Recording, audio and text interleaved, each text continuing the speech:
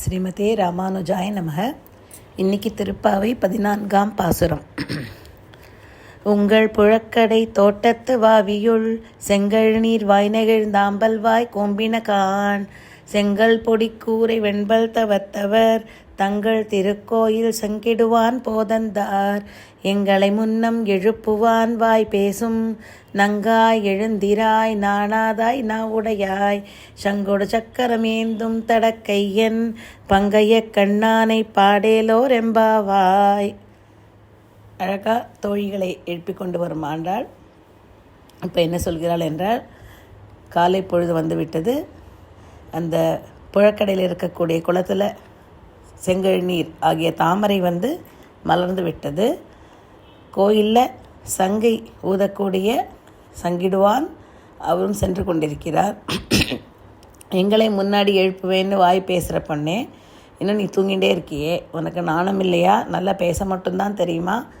வா, நாம் அனைவரும் சென்று சங்கொடு சக்கரம் ஏந்தும் தடக்கையனான அந்த பங்கைய கண்ணனை பாடலாம் அப்படின்னு சொல்கிறான்.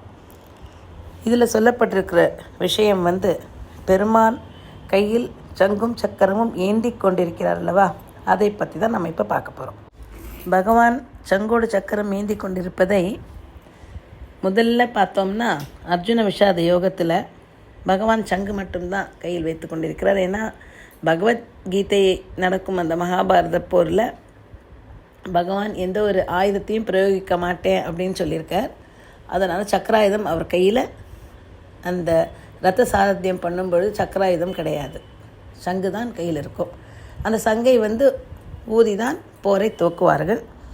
அதை அழகாக எடுத்து கூறும்படியாக எவ்வாறு கூறப்பட்டிருக்கிறது என்றால், ததஸ்வேதைர் ஹயைர் யுக்தே மகதிஸ்யந்தனே ஸ்திதௌ மாதவ பாண்டவச்சைவ திவ்யௌ சங்கௌ பரத்மது. அதாவது வெள்ளை குதிரைகள் பூட்டிய அந்த தேரில் பகவான் கிருஷ்ணனும் அர்ஜுனனும் அமர்ந்து அவர்களுடைய சங்கை முதல்ல ஊதுகிறார்கள். அதில் பகவான் கிருஷ்ணனை மாதவன் என்று சொல்கிறார். மாதவன் அப்படின்னா, அப்படின்னா மகாலட்சுமி, மாதவன்னா மகாலட்சுமியுடைய கணவன், மகாலட்சுமியின் மணாளன். அந்த பெயரை சொல்லும் பொழுதே மற்ற பெயர்களை குறிப்பிடாமல் மாதவன் அப்படின்னு சொல்லியிருக்கிறதோடைய முக்கியமான காரணம் என்னென்னா, லக்ஷ்மி இருக்கிற இடத்துல தான் வெற்றி இருக்கும். அதனால் பாண்டவர்களுக்கு வெற்றி நிச்சயம் என்பதை குறிப்பதற்காக இப்படி சொல்கிறார்.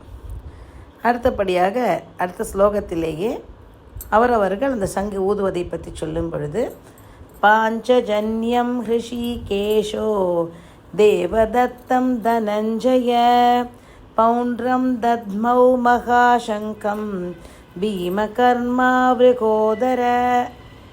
அதாவது ஹிருஷிகேஷனான கிருஷ்ணன் பாஞ்சஜன்யத்தை முழக்குகிறார்.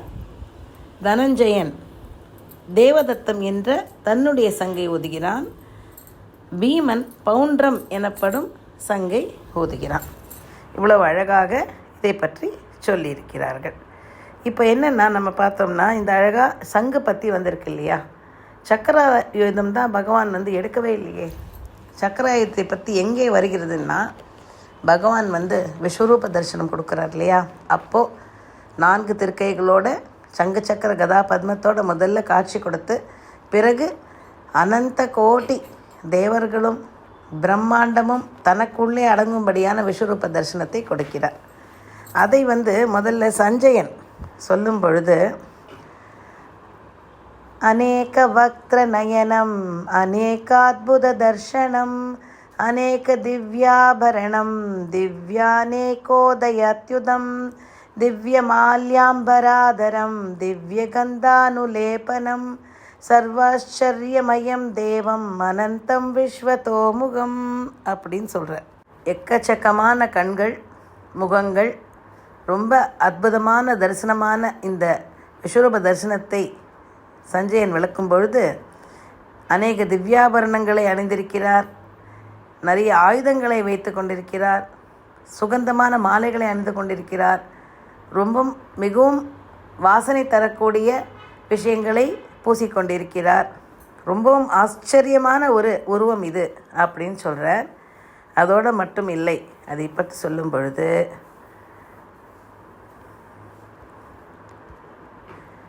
கிரீட்டினம் கதினம் சக்ரினம் ச தேஜோராசிம் சர்வதோ தீப்திமந்தம் பஷ்யாமி த்வாம் துர்நீக்ஷ்யம் சமந்தாத் தீப்தான ஸ்லார்கத் யுதிமப்ரமேயம்.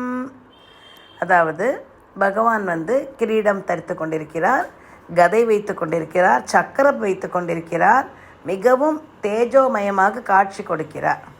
இவ்வளோ அழகான விஷயத்தை எப்படி இவர் பார்க்கிறார், அர்ஜுனன் பார்க்கிறார் என்றால் பகவான் அவருக்கு கொடுத்த திருஷ்டி, ஞான திருஷ்டியின் மூலமாக அர்ஜுனனால் இதை காண முடிகிறது. அதனால் எப்பொழுதுமே கையில் வைத்து கொண்டிருக்கக்கூடிய சங்கச்சக்கர கதா பத்மத்தோட அர்ஜுனனுக்கு பகவான் காட்சி அளிக்கிறார். சங்கு என்பது ஒலி எழுப்பி வழி நடத்துவது, சக்கரம் ஒளி கொடுத்து வழி நடத்துவது. இந்த சங்கு சக்கரதாரியாக இருக்கக்கூடிய அந்த பகவான், அவரை என்றும் நாம் மனதில் தியானித்து உய்வோமாக. ஆண்டாள் ரங்கமன்னார் திருவடிகளையே சரணம்.